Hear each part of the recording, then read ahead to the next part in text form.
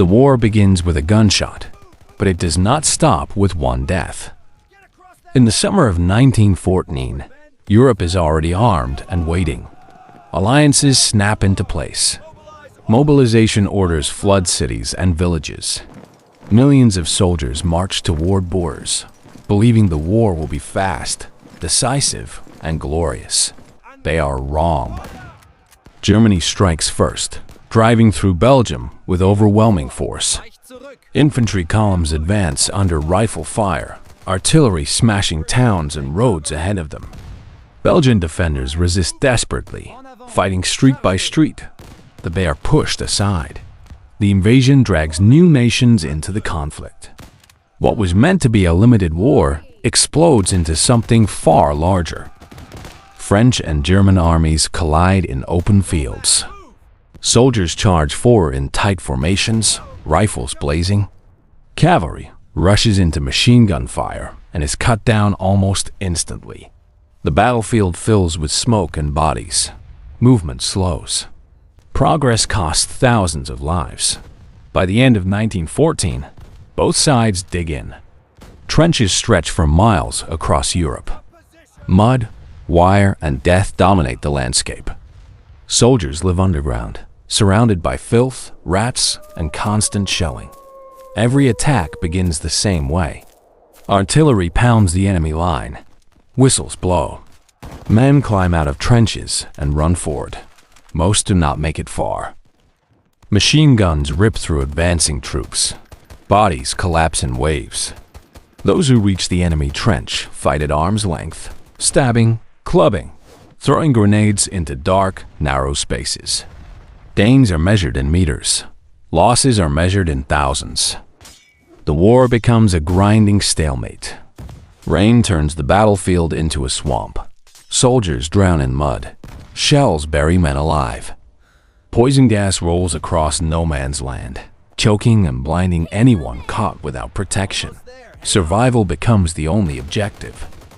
The conflict spreads beyond Europe. At sea, fleets exchange massive cannon fire. Ships explode and sink with entire crews aboard. Submarines strike without warning, dragging civilians into the war. In the Middle East, Ottoman forces clash with Allied troops across deserts and mountains. At Gallipoli, soldiers land under relentless machine gun fire. Waves fall before reaching cover. Close combat erupts along cliffs and trenches. The campaign collapses into chaos and retreat, leaving thousands dead for nothing. On the Eastern Front, armies surge and retreat across vast distances. Lines break and reform constantly. Winter kills as effectively as bullets. Entire units vanish in snow and confusion. Empires begin to crack under the strain.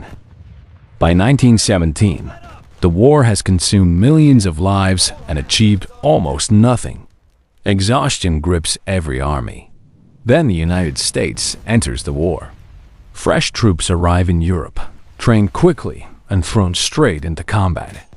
The balance begins to shift. New tactics appear. Tanks crawl forward through gunfire, crushing wire and crossing trenches. Infantry advances behind them, pushing deeper than ever before. Combined assaults break positions once thought impossible to capture. Germany launches one final massive offensive, throwing everything into the fight. The attacks hit hard, driving Allied forces back under heavy casualties. But the momentum cannot last.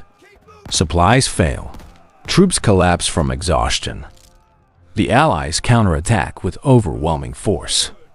Artillery, infantry, armor, and air support move together. German defenses crack. Trenches fall. Retreat turns into collapse. Entire units surrender or flee. By late 1918, the German army is breaking apart. Hunger spreads. Morale disappears. The fighting slows, not because of mercy, but because there is nothing left to give. On November 11th, the guns finally fall silent. The battlefield is left scarred and empty. Trenches rot into the earth. Weapons lie abandoned in the mud. Millions are dead, Empires are gone. Borders are shattered.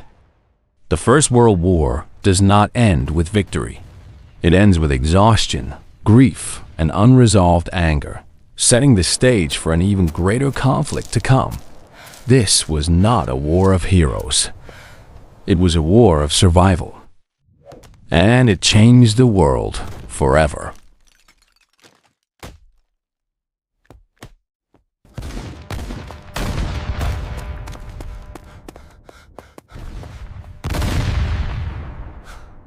We have reached acceptable terms for the armistice. Yes, let us sign the agreement and end the conflict.